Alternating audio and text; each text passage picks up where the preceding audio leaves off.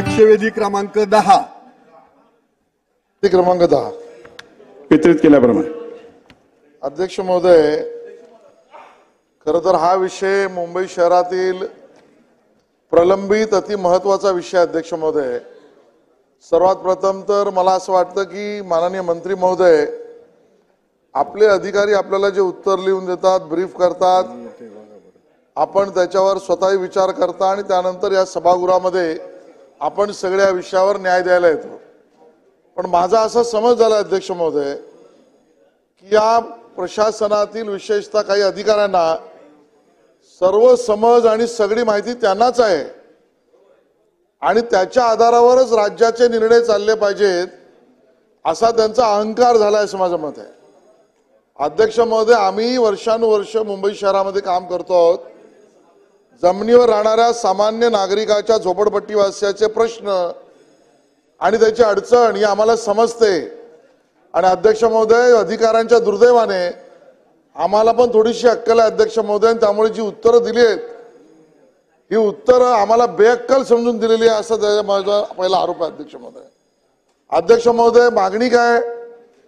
अध्यक्ष महोदय, मुंबईमध्ये 60% जनता ही झोपडपट्टीमध्ये राहते आणि ती झोपडपट्टीमध्ये कोणीही आनंदाने राहत नाही. किंबहुना त्याला त्या ठिकाणी असलेली सोय सुविधा, दर आणि परवडणारी घरं या सगळ्या युद्धातनं जाता जाता त्याची हालअल्पेष्टा होते आणि म्हणून झोपडपट्टीत तो राहतो. एक चांगली योजना 1971 सालचा कायदा आल्यानंतर झोपडपट्टी पुनर्विकासाची आली. SRD नंतर SRE झाले. मी ती सगळी प्रक्रिया सांगत नाही. अध्यक्ष महोदय, पात्र धारकाला ज्याच्याकडे आताच्या नियमानुसार 2011चे डॉक्युमेंट आहेत तो संरक्षित आणि 2000च्या अगोदरचे आहेत तो त्या ठिकाणी पात्र, अशा दोन्ही कॅटेगरीतल्या पात्र धारकाला पर्यायी घर या योजनेतनं मिळालंच पाहिजे, त्याचा अधिकार आहे. माननीय पंतप्रधानांनी बेघरांना घर आणि बरोबरीने प्रत्येकाला घर आणि शहरामध्ये आता घरांचा पुनर्विकासाचा मोठा कार्यक्रम हे प्रधानमंत्र्यांनी जाहीर कार्यक्रम केलेला आहे. अध्यक्ष महोदय, अन्याय मुंबईतल्या झोपडपट्टी वासियांना काय आपण समजून घ्या. अध्यक्ष महोदय, मुंबई शहरामध्ये 25, 26 वर्ष, 18 वर्ष, 12 वर्ष, 14 वर्ष झोपडपट्टी पुनर्विकासाच्या योजना परिपूर्ण होत नाहीत. यामध्ये सर्वस्वी झोपडपट्टी वासियांचं अन्याय त्यांच्यावर तर होतोच, पण त्यांच्यामुळे दिरंगाई होत नाही. या ठिकाणी अध्यक्ष महोदय, मी सगळी यादी वाचली तर माझ्याकडे 12 माझ्याच मतदारसंघातील प्रकरणं आहेत. अध्यक्ष महोदय, माझ्या बांद्रे विधानसभा मतदारसंघातील ज्यामध्ये पात्रता ठरवून एनेक्शर 2 झालं पण स्कीम अजून सुरूच झाली नाही, योजना अजून सुरूच झाली नाही, घराचा पुनर्विकास अजून सुरूच झाला नाही, अशा ज्या 12 योजना आहेत त्यामध्ये अध्यक्ष महोदय, साई श्रद्धा सहकारी गृहनिर्माण संस्था 2006, जाफर बाबा सहकारी गृहनिर्माण संस्था 1998, महाराष्ट्र नगर सहकारी गृहनिर्माण संस्था एनेक्शर 2 2007, मुरुगन सहकारी गृहनिर्माण संस्था 1998, डॉक्टर बाबासाहेब आंबेडकर सहकारी गृहनिर्माण संस्था 1998, महासाहेब शिवशाही आणि गजरबान शिवशाही 2006, रत्नप्रभात सहकार गृहनिर्माण संस्था 1997, प्रभात दर्शन 2005, मद्रासवाला सहकारी 2007, बेराम सुधार कमिटी 1997. अध्यक्ष महोदय, 25 वर्ष, 18 वर्ष योजना पूर्ण झाल्या नाही. पूर्ण सोडा मंत्री महोदय, सुरू झालं नाही. एनेक्शर 2 झालं. अध्यक्ष महोदय, आमची मागणी काय? एनेक्शर 2 झाल्यानंतर जो पात्र झाला किंवा होऊ शकतो, 2011च्या नियमानुसार सुद्धा होऊ शकतो, अशा पात्र झोपडपट्टी धारकाचं परिशिष्ट 2 झाल्यानंतर त्याच्या आवश्यकतेनुसार त्याने जर त्याचं झोपडं विकलं तर विकत घेणाऱ्यावर अन्याय आहे.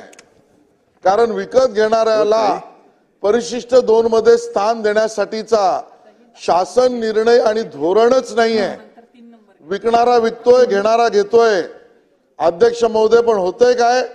या दिरंगाईने चालणाऱ्या योजनामध्ये त्या झोपडपट्टी वासियात विकत घेऊन येणारा किंवा विकणारा याचा दोष काहीच नाहीये.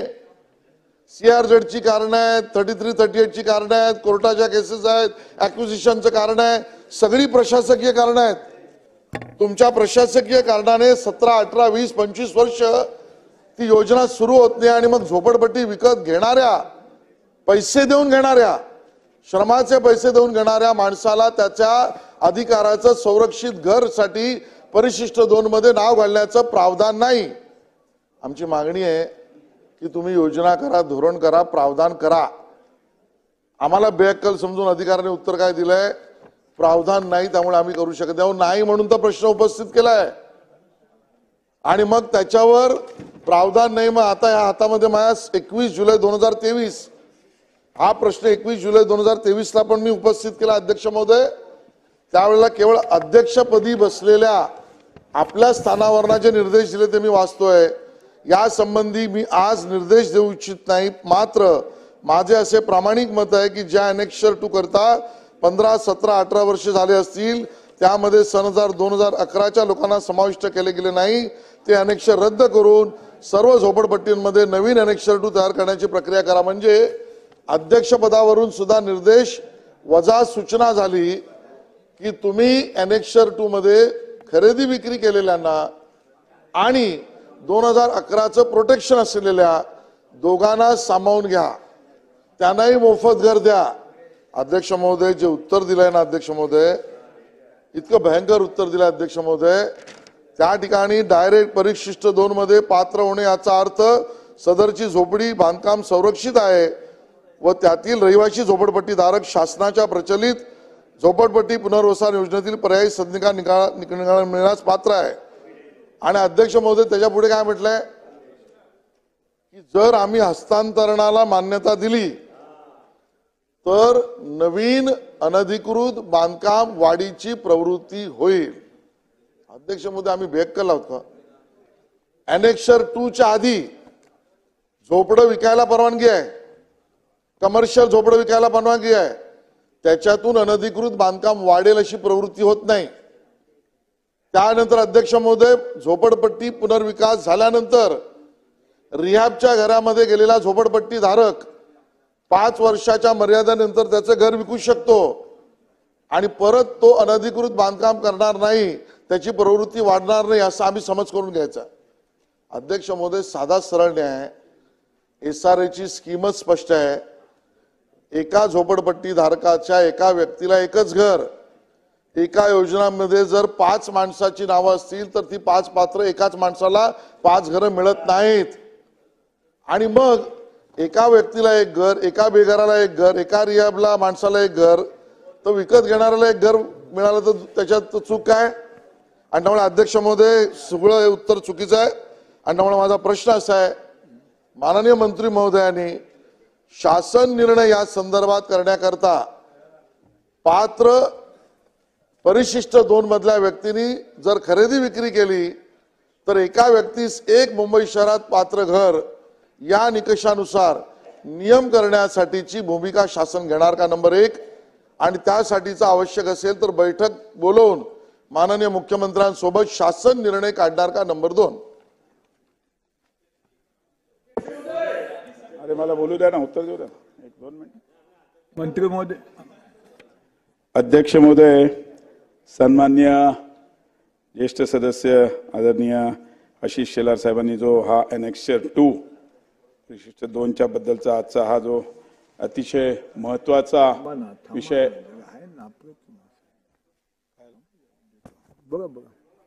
अतिशय महत्वाचा मुद्दा इकडे उपस्थित केलेला आहे। कारण कसं आहे की सध्याच्या स्थितीमध्ये जे अनेक्शर 2 एकदा फायनल झालं की त्यामध्ये कोणताही बदल करता येत नाही, हे जे त्यांचं म्हणणं आहे ते अतिशय सत्य आहे। कारण की काय आहे की प्रोव्हिजनल अनेक्शर 2 तयार केल्यावर त्यावर काही आक्षेप असला किंवा काही दुरुस्ती असली तर ती फायनल अनेक्शर 2 जाहीर होण्याच्या अगोदर त्याचे ऑब्जेक्शन्स वगैरे घेतले जातात, पण त्यानंतर त्याला लॉक करण्यात येते आणि पुन्हा त्याच्यात बदल करता येत नाही, अशी हे आतापर्यंतची सिस्टम आहे।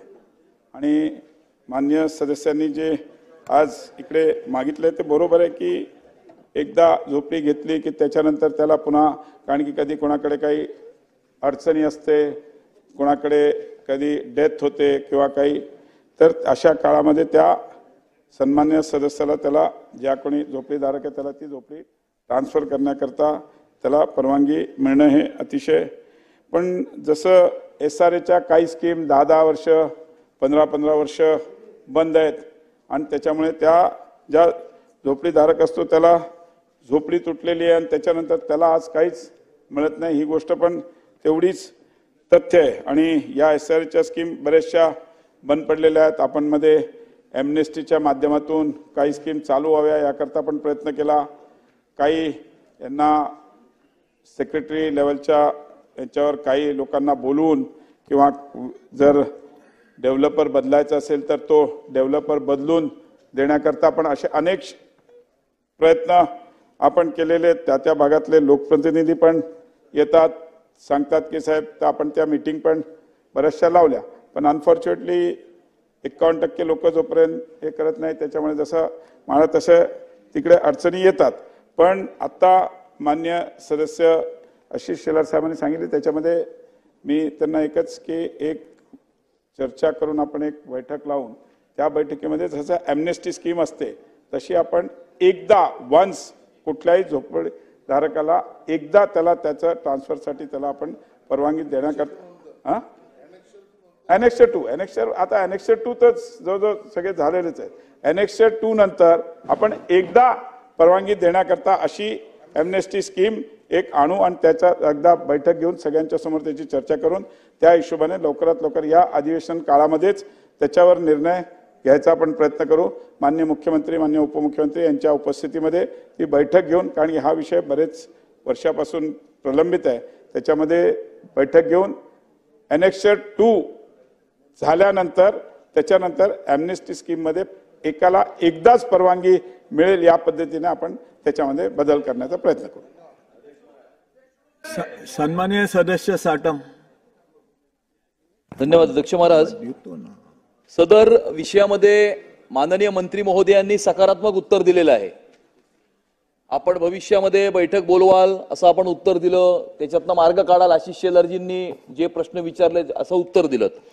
मी एक स्पेसिफिक प्रश्न विचारतो अध्यक्ष महाराज. बरोबर 1 वर्षापूर्वी याच सदनामध्ये माझ्या मतदारसंघातील बसेरा SRA propose cooperative housing society संदर्भामध्ये मी प्रश्न उपस्थित केला होता आणि 20 वर्ष जसं आशिष शेलार साहेबांनी सांगितलं तसं 20 वर्षापूर्वी Annexure 2 तयार झाला. सर्वे न करता Annexure 2 तयार झाला आणि त्याच्यानंतर डेप्युटी कलेक्टरच्या सर्वेमध्ये हे निष्पन्न झालं की 60% पेक्षा Annexure 2 हा बोगस आहे. त्याकरता मी प्रश्न उपस्थित केला. त्यावेळेला गृहनिर्माण मंत्र्यांनी उत्तर दिलं की विशेष बाब म्हणून हे Annexure 2 हे रद्द करण्यात येईल, कारण त्या एक्झिस्टिंग Annexure 2 च्या आधारावरती ती स्कीम राबवली जाऊच शकत नाही. कारण तुम्ही कशाची म्हणजे इकडचा झोपडी क्रमांक 1 आणि इकडचा झोपडी क्रमांक 1 हा कम्प्लिटली डिफरंट आहे, त्यामुळे तुम्ही कम्पेअर कशाशी करणार. आणि ते आश्वासन दिल्याच्या नंतर फाईल मूव्ह झाली, SRA CO ने फाईल पाठवली आणि वॉइड ॲब इनिशियो म्हणजे null and void from the moment it was created.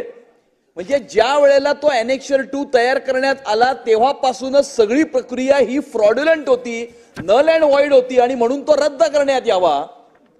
आणि नवीन जो डेप्युटी कलेक्टरनी सर्वे केला त्याच्या आधारावरती नवीन Annexure 2 तयार करण्यात यावं अशा प्रकारचा प्रस्ताव SRA CO नी पाठवला. कारण महाराष्ट्राच्या विधानसभेमध्ये त्यावेळेच्या गृहनिर्माण मंत्र्यांनी आश्वासन दिलं होतं.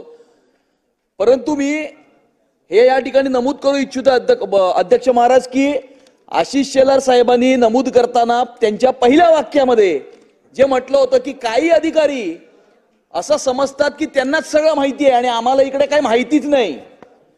तो प्रस्ताव 11 जुलै 2023 ला अतिरिक्त मुख्य सचिव गृहनिर्माण यांच्या डेस्कवरती आला आणि आज 2 जुलै 2024 गेले 12 महिने तो प्रस्ताव त्याच डेस्कवरती तसाच धूळखात पडलेला आहे. अध्यक्ष महाराज, तो का आपल्याकडे पुढे पाठवण्यात येत नाही आणि त्याचं कारण हेच सांगितलं जातं की हा प्रावधान नाही.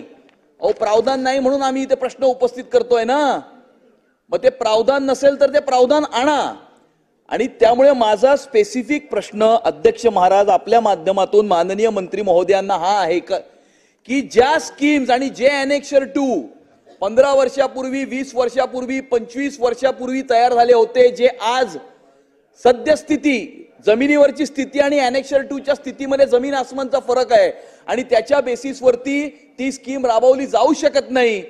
त्यामुळे 10 वर्षापेक्षा जास्त प्रलंबित असलेल्या SRA स्कीम्स ज्या ठिकाणी डेप्युटी कलेक्टरचा सर्वे होऊन 50%पेक्षा जास्त ॲनेक्सर 2 हे फ्रॉडुलंट आहे हे निष्पन्न झालं तर ते ॲनेक्सर 2 रद्द करून नवीन डेप्युटी कलेक्टरच्या सर्वेनुसार नव्याने ॲनेक्सर 2 तयार करणार का, हा माझा स्पेसिफिक प्रश्न आहे अध्यक्ष महाराज. अध्यक्ष महोदय, मी अगोदरच्या उत्तरामध्ये पण सांगितलं होतं की ज्यावेळेस ॲनेक्सर 2 फायनल झाला असेल पहिल्या वेळेस तर तो झाला नाही, त्याला आपल्याला बदलण्याकरता असं आपण जसं मी पहिल्यांदा उत्तर दिलं की आपण ॲम्नेस्टी स्कीमच्या माध्यमातून तो बदलायचा प्रयत्न करू. पण तुम्ही जे म्हटले की तुमची फाईल कोणाकडे आहे त्याच्याबद्दल तुम्ही मला जर कधी बोलला असतात तर मी नक्कीच केलं असतं, पण अगोदरच्या ह्याच्यामध्ये ती माहिती घेऊन ताबडतोब तत्काळ त्याच्यावर कारवाई करण्यात येईल एवढं मी तुम्हाला सांगतो. सन्माननीय सदस्य अध्यक्ष महोदय, अत्यंत महत्त्वाच्या प्रश्नावरची ही लक्षवेधी आहे. गेल्या अधिवेशनात याच विषयावर सर्व मुंबईच्या सदस्यांनी लक्षवेधी आणली होती. मंत्री महोदय सकारात्मक उत्तर देण्याचा प्रयत्न करतायत. याच्यामध्ये कायदेशीर बाबी आहेत, पण शेवटी उच्च न्यायालयामध्ये काही लोक जातात, काही रिट पिटिशन करतायत, पण ग्राउंडवरची वस्तुस्थिती काय आहे? माझ्या मतदारसंघामध्ये एक SRA ची रिडेव्हलपमेंटची योजना आहे ज्याचं ॲनेक्सर 2 2006 ला आलंय. आज 2024 संपत आलं. अलॉटमेंट वर्षभरापूर्वी झाली. अनेकांनी खरेदी विक्री केली. ज्यांनी विकले ते वर गेले, ते लापता झाले. अलॉटमेंट ज्यांचं ॲनेक्सर 2 मध्ये नाव आहे त्यांच्या नावाने झालं. चावी देण्याचं काम डेव्हलपर करतो. डेव्हलपर म्हणतो मी चावी देणार नाही. आणि अध्यक्ष महोदय, मी माझ्या मतदारसंघामध्ये एकाच स्कीम मध्ये 150 लोकांना डेव्हलपरकडे पत्र दिली की तुम्ही यांना चावी द्या, जबाबदारी मी स्वीकारतो. आणि त्यामुळे अध्यक्ष महोदय, हा अत्यंत गंभीर प्रश्न आहे. ज्यांनी ॲनेक्सर 2 मध्ये आपलं नाव आणलं, ज्यांनी SRA च्या पुनर्निर्माणाला मदत केली, त्यांना आशिष शेलार बोलले त्याप्रमाणे शिक्षा. आणि मी ॲनेक्सर 2 मध्ये भाग घेतला नाही. मी खरेदी विक्री केल्यानंतर ॲनेक्सर 2 तयार झालं तर मला सशुल्क मात्र त्या ठिकाणी माझ्या नावावर घर मिळणार. आणि त्याच्यामुळे हा फार मोठा विरोधाभास आहे. शेवटी उच्च न्यायालयाने या बाबतीत काही टिप्पण्या केल्या आहेत, पण अध्यक्ष महोदय, माझा प्रश्न आहे, हे सदन सुद्धा सर्वोच्च आहे. शेवटी आपण या ठिकाणी निर्णय करतो, हे या गोरगरीब जनतेच्या हिताकरता निर्णय करतो. आणि गेल्या वेळेला बोलताना सुद्धा मी म्हटलं होतं की या प्रश्नाकडे अफोर्डेबल हाऊसिंग या प्रश्नाने, या दृष्टिकोनातून सुद्धा बघण्याची आवश्यकता आहे. आणि त्यामुळे माझे 3 स्पेसिफिक प्रश्न आहेत. माननीय मंत्री महोदयांनी सांगितलंय की माननीय मुख्यमंत्री, माननीय उपमुख्यमंत्री देवेंद्रजी फडणवीस यांच्या उपस्थितीत ते बैठक घेतील. पण आता या सदनामध्ये या विषयामध्ये सरकार सकारात्मक आहे. ॲनेक्सर 2 आल्यानंतर ज्यांची खरेदी विक्री झाली आहे त्यांना कायदेशीर दृष्ट्या घर देण्याकरता या बैठकीमध्ये त्या स्वरूपाचा निर्णय करू, त्याच्याकरता आवश्यक ती पावलं उचलू, अशा पद्धतीची घोषणा ते करणार का? क्रमांक 1. 2, ही बैठक अधिवेशन समाप्त होण्याच्या आत ही झाली पाहिजे आणि तशी घोषणा या अधिवेशन संपायच्या पर्यंत तशा स्वरूपाचा निर्णय या ठिकाणी जाहीर झाला करणार का? हा माझा दुसरा प्रश्न आहे. आणि या बैठकीमध्ये ॲनेक्सर 2 मधल्या लोकांबरोबरच उपनगरातल्या भाडेकरू इमारतींचा महामंडळ करणं आणि पीटीसी पीएपीत कन्व्हर्ट करणं, ज्याच्याकरता या सदनामध्ये वारंवार प्रश्न उपस्थित केले जात आहेत, या दोन्ही गोष्टींचा विचार माननीय मुख्यमंत्र्यांबरोबरच्या बैठकीत करणार का आणि त्या संदर्भातले निर्णय करणार का, असे माझे 3 प्रश्न आहेत. अध्यक्ष महोदय, सन्माननीय सदस्य अतुल भातखळकर साहेबांनी पण अतिशय महत्त्वाचा हा विषय याच्यावर चर्चा. मी अगोदरच सांगितलं, शेलार साहेबांनी विचारल्याप्रमाणे की अधिवेशन संपायच्या अगोदरच माननीय मुख्यमंत्री आणि उपमुख्यमंत्र्यांच्या उपस्थितीत ही बैठक घेतली जाईल. 100% सकारात्मक आहे म्हणूनच बैठक घेऊ लागलो ना साहेब अतुलजी, नाही तर सरकार 100% सकारात्मक आहे. मी त्याच्यात तुम्हाला सांगितलं तसं आपण अनेक्सर 2 साठी एखादी एक मिनिट थांबा ना, बोलू द्या ना साहेब, मला बोलू द्या. माझं उत्तर झाल्यावर तुम्ही बोला, 100% बोला, मी देतो उत्तर. आम्ही एक ॲम्नेस्टी स्कीम अशी आणू ज्या माध्यमातून अनेक्सर 2 मध्ये ज्यांचं झालंय आणि त्याच्यात जर बदल करायचा असेल तर तो त्याच्याकरता एक स्पेसिफिक पिरियडमध्ये तो बदल करण्याकरता आपण परवानगी देण्याकरता त्या बैठकीमध्ये आपण निर्णय आणण्याचा प्रयत्न करू. आणि पीटीसी आणि पीएपीचा जो विषय तो पण त्या बैठकीमध्ये चर्चा करून त्याच्यात पण निर्णय घ्यायचा आहे. ते महामंडळ तो मी निर्णय देऊ शकणार नाही तो सर, बैठकीत विषय घेऊ, बैठकीत तो विषय घेऊ एवढं तुम्हाला सांगतो. धन्यवाद. चल. सन्माननीय सदस्य सागर. अध्यक्ष महोदय, मी आपला आभारी आहे, आपण मला या लक्षवेधीवर बोलण्याची संधी दिली आहे. अध्यक्ष महोदय, सन्माननीय सदस्य आशिष शेलार यांनी जी अति महत्वाची लक्षवेधी उभी केली आहे. अध्यक्ष महोदय, 60% झोपडपट्टी मुंबई शहरात आहे.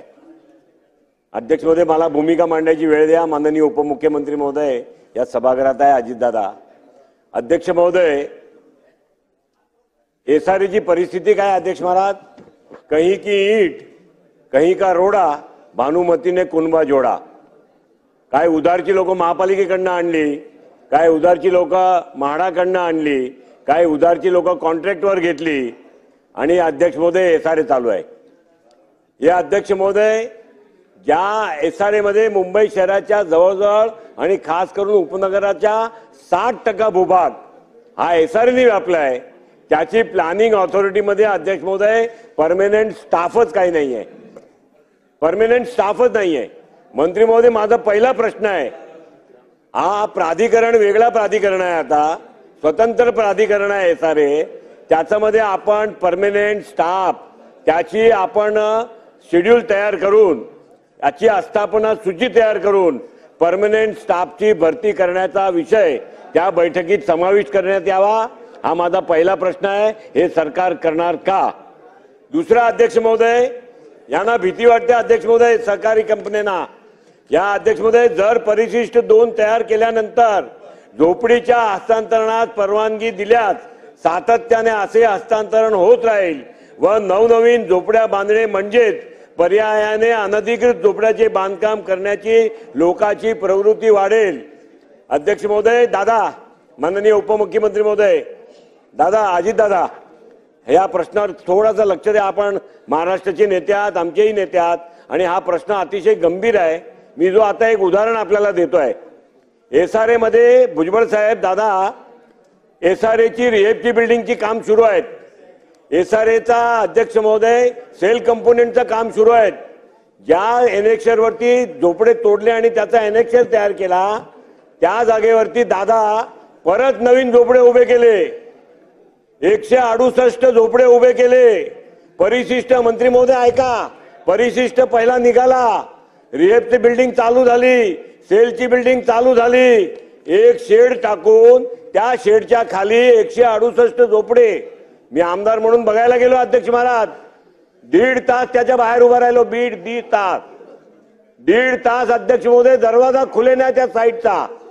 पोलीस कमिशनरांना मी, हो जरा ऐका जरा, हो सचिन कल्याण शेट्टी, तुषार राठोड, राजेश पवार,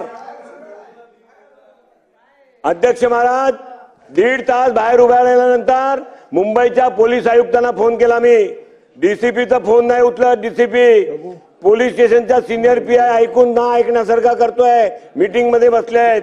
महापालिकेच्या असिस्टंट कमिशनर, महापालिकेचे एक्झिक्युटिव्ह इंजिनियर वॉर्डाचे, मी महापालिकेचे आयुक्त भूषण गागराणेजींना फोन केला की महापालिकेच्या लँडवरती झोपडे तोडलेले, त्याच्यावरती परत झोपडे बांधून मंत्री महोदय नवीन अनेक्षर तयार केला. अमेंडेड अनेक्षर 168 झोपडे. दरवाजा खोल्यानंतर मी आतमध्ये गेलो दादा, एकही झोपडामध्ये एक माणूस नाही, एकही झोपड्यामध्ये एक खिल्ली लावलेली नाही.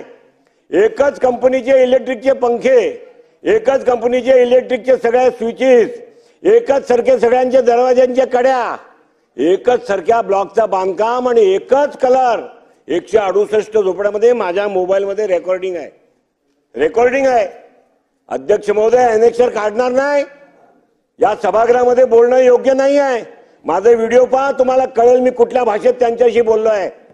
मुंबईमध्ये झोपडपट्टी समाप्त कशी होणार? महापालिकेचे अधिकारी त्याच्यात सामील, एसआरएचे एक्झिक्युटिव्ह इंजिनियर त्याच्यात सामील. अध्यक्ष महोदय, अशा पद्धतीने अमेंडेड अनेक्षर केवळ एक कांदिवलीमध्ये निघाला नसेल, संपूर्ण मुंबईमध्ये काढतात. आणि म्हणून अध्यक्ष महोदय, कार्यवाहीचा आता विषय निघणार आहे.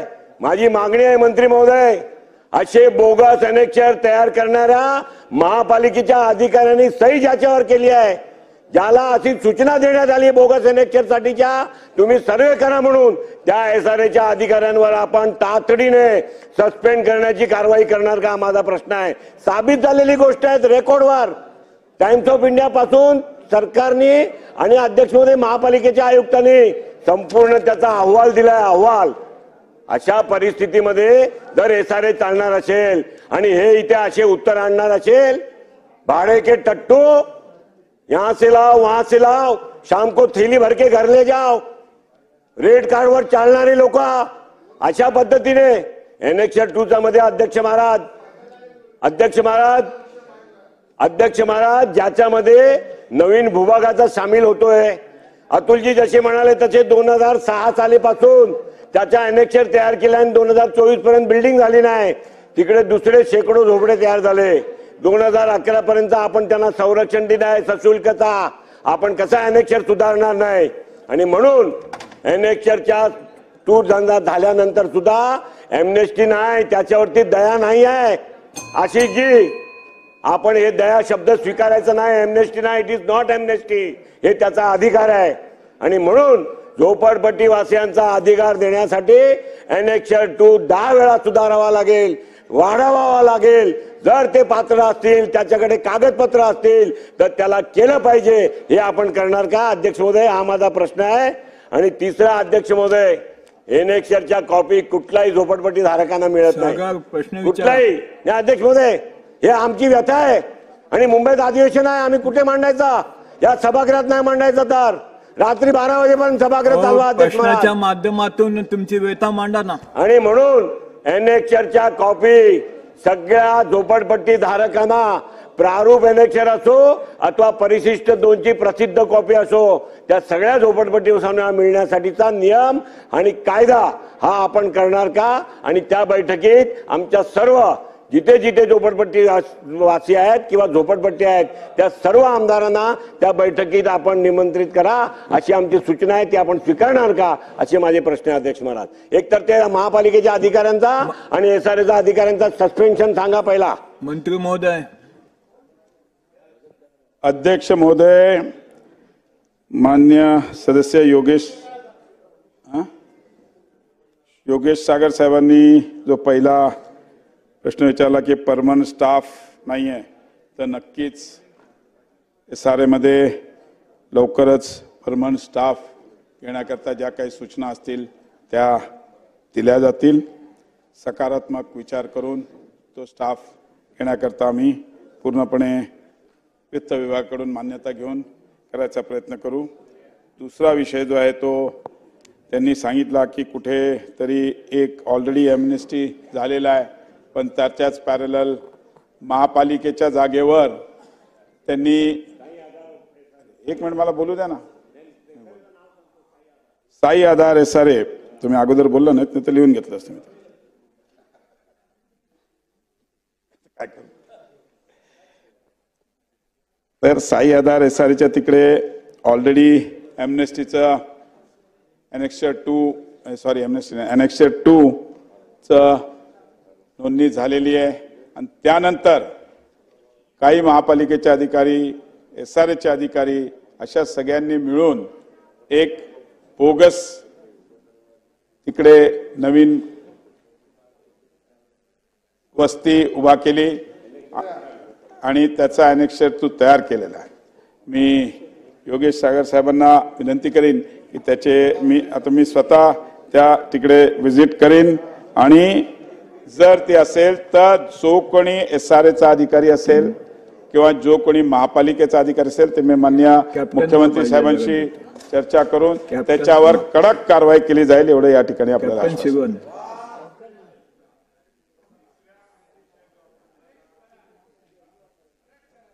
सर एकदा व्हिजिट केल्याशिवाय मी त्यांनी सांगितलं सदस्य सांगतायत ते खरं आहे मानून मी तिकडे व्हिजिट करीन या 8 दिवसातच व्हिजिट करीन आणि त्याच्यावर जी काय कारवाई करायची नक्की 100% कारवाई करू.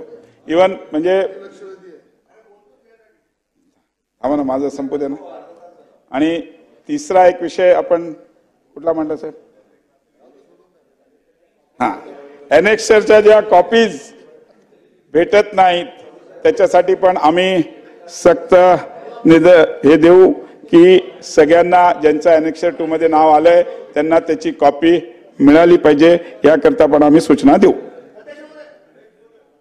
अध्यक्ष महोदय, कैप्टन शिवन, ये सारे बहुत एकदम गरीब का गंभीर का विषय है अध्यक्ष महोदय. अध्यक्ष महोदय, कोई डेवलपर को ये लोन देने के बाद 10 साल 15 साल वो काम नहीं किया है, अभी भी मुंबई सिटी का अंदर है. 15 साल के बाद 13-2 लगा कि उनको चेंज ऑफ बिल्डर डेवलपर करने के लिए जाएगा तो आई पावर कमिटी, अपना महाराष्ट्र सरकार का रूल्स है आई पावर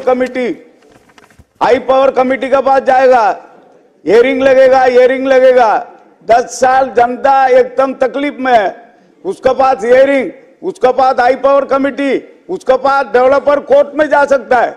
आई पावर कमिटी के पास गरीब जनता बैठ नहीं सकता है, हियरिंग में गरीब जनता बैठ नहीं सकता है. सब डेवलपर बैठेंगे, अधिकारी के साथ सेटिंग करेंगे तो 10 साल 15 साल 20 साल वो स्कीम प्रोजेक्ट ऐसा ही रहेगा. गरीब को न्याय कैसा मिलेगा? अध्यक्ष महोदय, कोई भी डेवलपर को एलओई दिया 4 साल 5 साल वो काम नहीं करेगा तो सरकार उनको डिबार करना चाहिए, चेंज ऑफ डेवलप करना चाहिए. वो सरकार लेके आए कि नहीं लेके आएगा, ये मेरा पहला ही प्रश्न है. अध्यक्ष महोदय, सम्मानीय उप मुख्यमंत्री साहब, एलओई देने का पहले 2 साल का भाड़ा गरीब का अकाउंट में जाना चाहिए, 1 साल का फौज चेक जाना चाहिए.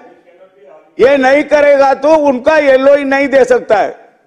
अध्यक्ष महोदय, आजकल ऐसा चल रहा है, गरीब का अकाउंट में पैसा नहीं गया, पोस्टल चेक नहीं गया, एलओई उनको मिल गया. एक लकड़ा वाला उदाहरण है साइन कोलीवाड़ा मेरा मतदार संघ में. फिर कानून किधर है? अध्यक्ष महोदय, गरीब को तो मालूम पड़ना चाहिए मेरा चोपड़ा तोड़ रहा है. एलओई मिल गया, पुलिस बंदोबस्त मिल गया, सीधा गरीब का कर तोड़ने के लिए मुंबई महानगर पालिका अधिकारी के साथ SRA अधिकारी पुलिस के साथ उनको दादागिरी करके चोपड़ा पट्टी तोड़ रहा है. न्याय है अध्यक्ष महोदय? गरीब को न्याय किधर मिलेगा अध्यक्ष महोदय SRA में? अध्यक्ष महोदय, ये कानून बदलना चाहिए. 2 साल का भाड़ा मिला, सोसाइटी के साथ उनका बैठक हुआ, डेवलपर के साथ उनका बैठक हुआ, मैं इतना भाड़ा देंगे, सब कुछ करेंगे, उसके बाद तुम्हारा घर खाली करेंगे. सम्मानीय उप मुख्यमंत्री देवेंद्र फडणवीस साहब का कानून है, 2 साल का भाड़ा दे दो, पोस्ट चेक दे दो, बाद में गरीब को तकलीफ दे, नहीं तो तकलीफ देना नहीं, चोपड़ा तोड़ना नहीं. ये लागू करेगा कि नहीं, मेरा दूसरा प्रश्न है अध्यक्ष महोदय. अध्यक्ष महोदय, मेरा तीसरा, भाड़ा मिला ही नहीं तो उनका प्रोजेक्ट भी दूसरे के पास गया ही नहीं, 13-2 हुआ ही नहीं. अध्यक्ष महोदय, वो ओमकार डेवलपर है, वो गरीब जनता को बता रहा है कोटा ताड़र है, कोई भी कोर्ट बोला नहीं तुम्हारा ऊपर केस है, तुम भाड़ा मत दे दो. उनको ऊपर एक्शन होगा नहीं होगा? मैं मंत्री महोदय को तीसरा प्रश्न. 14 अध्यक्ष महोदय, अध्यक्ष महोदय 14 है, खरीदी बिक्री का ऊपर अभी बात हुआ, अनेक्सर 2 फाइनल हो गया, एलओई मिल गया, 10 साल हो गया। 10 साल तक गरीब का पास एक ही प्रॉपर्टी है अध्यक्ष महोदय, उनका घर है, उनका घर पे कोई बीमार है, उनका घर पे कोई शादी है, क्या करेगा? उनका एक ही घर है, बेच दिया। 12 साल 15 साल के बाद एलओई मिलने का समय वही डेवलपर उसका फाइनल अनेक्सर 2 फाइनल करके जा सकता है, उनको अपात्र पात्र का विषय के ऊपर पात्र मिल सकता है। अध्यक्ष महोदय वो कानून लेके आए कि नहीं लेके आएगा? अध्यक्ष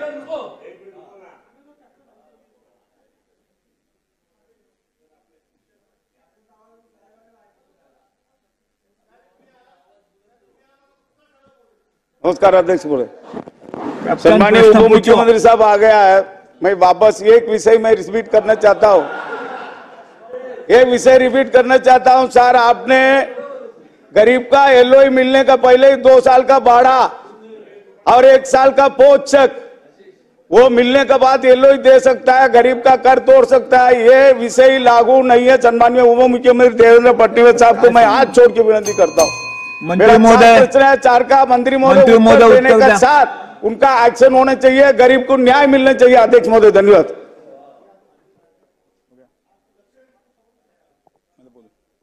अध्यक्ष महोदय, सन्मान्य सदस्य कॅप्टन सेल्वन साहेबांनी जो इकडे प्रश्न मांडला की सगळ्या या केसेस HPC कडे जातात, थोडंसं मी त्याच्यात खुलासा करू इच्छितो की सेल्वन साहेब 1 मिनिट मला बोलू द्या ना साहेब, माझं ऐकून घ्या मग। HPC नाही आहे ती, हायकोर्टाने जी AGRC म्हणून हे केलेली आहे, माननीय सेक्रेटरीच्या अध्यक्षमध्ये अपेक्स ग्रीव्हन्स रिहर्सल कमिटी 2 मिनिटात उत्तर अशी ही असल्यामुळे त्या AGRCच्या माध्यमातून येते, ही HPC नाहीये, त्या AGRC आणि ही हायकोर्टाने निर्माण केलेली कमिटी आहे, त्याच्यामुळे तिला बदलणं किंवा रद्द करणं हे आपल्या हातात नाहीये असं मी खुलासा करू इच्छितो मान्य सदस्यांना।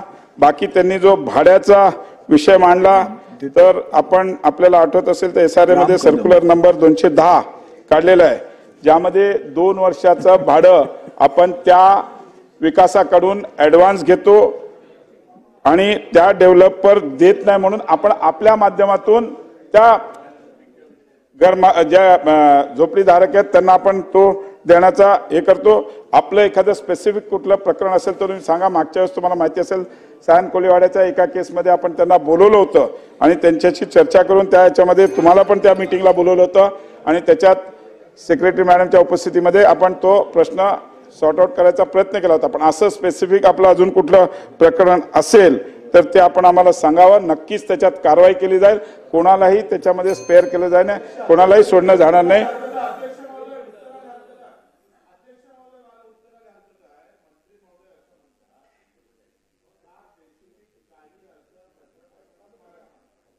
यांचं मंत्रालय काय करतंय, यांचे अधिकारी काय करतं, ही काय पद्धत आहे, ही काय पद्धत आहे? अध्यक्ष महोदय, इथं आपण धोरणासाठी बसतोय, इथं तुमच्यातलं खालचा अधिकारी काम करत नसल तर त्याच्या काय झोपा काढते का तो तिथे? अरे काय सांगायचं मंत्री महोदय, तुमचं मंत्रालय खालपर्यंत आहे ना, तिकडे तुमचे अधिकारी खालपर्यंत आहे ना, झोपा काढते का ते? तुम्हाला कसं काय स्पेसिफिक उत्तर आम्ही प्रश्न देऊ? तुम्ही दौरा करा अध्यक्ष महोदय, ही काय पद्धत आहे? मंत्र्याने आम्हाला तक्रार करावं, बच्चू कडू तुम्ही बसून घ्या, बसून घ्या, बच्चू कडू तुम्ही बसून घ्या, मेहरबानी करा, बसा तुम्ही। मंत्री महोदय आपला प्रश्न संपवा। बच्चू कडू आपण बसून घ्या, मेहरबानी करा, बच्चू कडू। ओ कडू साहेब तुम्ही बसून घ्या। अध्यक्ष महोदय, मंत्री महोदय तुमचा विषय संपवा। सदस्य कॅप्टन सेल्विन साहेबांनी जो सांगितला तो विषय आम्ही त्याच्यात ताबडतोब कारवाई करू जर असं भाडं देत नसतील। विषय संपला। राम कदम सन्मान्य सदस्य राम कदम। अध्यक्ष महोदय, माझा घाटकोपर पश्चिम मतदारसंघ हा जवळपास 90% हा झोपडपट्टीचा भाग आहे।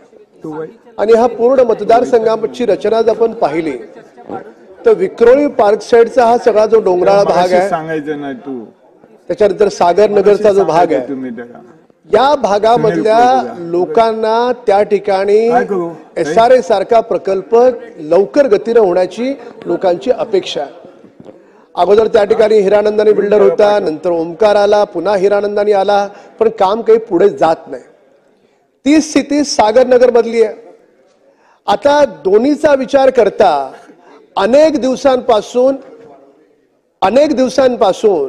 हे SRA कडे प्रकल्प पेंडिंग पडलेत.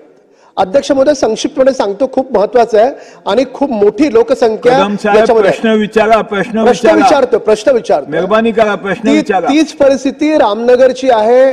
तिथला तो प्रोजेक्ट आहे तो NCLT मध्ये गेलाय.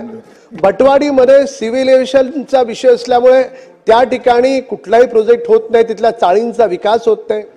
माझी माननीय गृहनिर्माण मंत्र्यांना विनंती आहे की माझा हा विक्रोळी पार्क साईड, भटवाडी, रामनगर हा जो सगळा परिसर आहे, जसं आपण धारावीला आपण तिथला पुनर्विकास करता आहात त्या पद्धतीनं माझ्या या घाटकोपर पश्चिम भागाचा धारावीच्या पॅटर्नवर जोपर्यंत त्या ठिकाणी तुम्ही आपण एक्स्ट्रा FSI देत नाही किंवा बिल्डरला फायदा होईल, लोकांना मोठी घरं मिळतील अशा प्रकारचं धोरण राबवत नाही, तोपर्यंत इथले प्रकल्प पूर्ण होणार नाहीत. तर माझी आपल्याला विनंती आहे की आपण धारावी पॅटर्न सारखा किंवा आणखी कोणता की जेणेकरून माझ्या पूर्ण घाटकोपर पश्चिम भागातली सगळी झोपडपट्टी आणि भटवाडीचा सगळ्या तिथल्या चाळींचा भाग तो डेव्हलप होईल, अशा प्रकारचं आपण काही सरकार म्हणून धोरण आपण करणार आहात का? मंत्री महोदय. अध्यक्ष महोदय, सन्मान्य सदस्य राम कदम साहेबांनी जे विक्रोळी भागातील सागरनगर, रामनगर याबाबतचा जो विषय मांडलेला आहे की त्यांनी धारावी टाईप तिकडे पण विकास व्हावा, मी लिहिले ते आता 2-3 तुम्ही जेवढे एवढं मला फास्ट लिहिता येत नाही, जेवढे लिहिले सगळा तुमचा विक्रोळी एरिया घेतला ना, विक्रोळी एरिया घेतला, त्याच्यामुळे जे सगळे भाग तुम्ही सांगितलाय त्यामध्ये नक्कीच सकारात्मक भूमिका सरकार घेईल आणि त्याला लवकरात लवकर विकसित कसं करता येईल त्याकरता आम्ही आणि येणाऱ्या काळामध्ये तिकडे चांगल्या म्हणजे रिहॅबच्या बिल्डिंग्स तयार व्हावा याकरता प्रयत्न करू. आम्ही ऑलरेडी काही जसं तुम्ही म्हटला की NCLT मध्ये गेलेत, आम्ही जवळजवळ 47 प्रकरणं जी बँकेची NCLT मध्ये गेली होती त्यात जवळजवळ 18 लोकांची आम्ही चर्चा म्हणजे सगळ्यांनाच बोलवलं होतं, पण त्याच्यात जवळजवळ 18 लोक आले आणि ॲम्नेस्टीमध्ये त्याच्यातलं आम्ही 10 प्रकरणाला ऑलरेडी निर्णय दिलेला आहे. त्यांना रिशेड्युलिंग करून बँकांच्या नवीन दुसऱ्या बँकेच्या माध्यमातून फायनान्स मिळतो का या पद्धतीने ऑलरेडी प्रयत्न केलेला आहे. 47 पैकी जवळजवळ 10 लोकांना आम्ही ऑलरेडी ॲम्नेस्टीच्या माध्यमातून त्यांना बघून नक्कीच तुमचे जे आले तर प्रपोजल याच्यामध्ये नक्कीच लक्ष घालून नक्कीच करायचा प्रयत्न करू. धन्यवाद. सुनील प्रभू.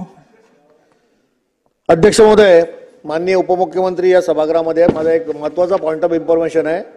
एक 11 वर्षाचा मुलगा पॉइंट ऑफ 3 नंबर लक्षवेधी घ्यायची आहे, 3 नंबर घ्यायची आहे लक्षवेधी.